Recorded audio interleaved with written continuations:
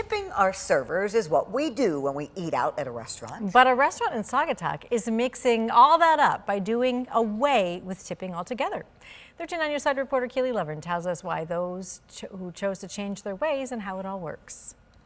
A Saugatuck business is shaking up the food and hospitality industry. We've taken the idea of the guest tipping out of the equation. The owners of Grow Cafe and Bistro and the Trap restaurant have implemented what they call a gratuity-free model. So essentially, now guests, when they come in, they do not have to be concerned with tipping.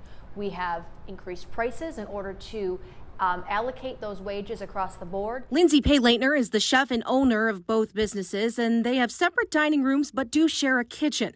She says all of their employees now make between $15 and $30 an hour. And those are just based on positions they work, experience level, which shifts they work. You know, busier shifts will be higher waged. Co-owner and front house manager Alec Paylietner says the idea of demonetizing hospitality is very important to them. We want to separate the idea of money from taking care of our guests, because taking care of our guests is what we do.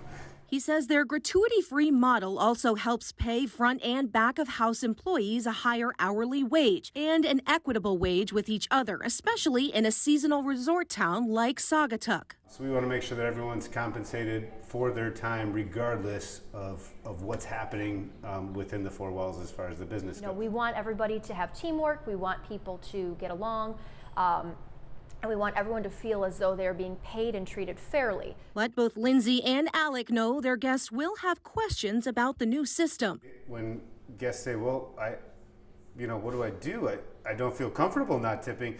And we just say, thank you for partnering with us in our mission, because that's what it is it's a partnership with our guests to change the way that everyone looks at gratuity and looks at tipping and looks at the restaurant dining experience.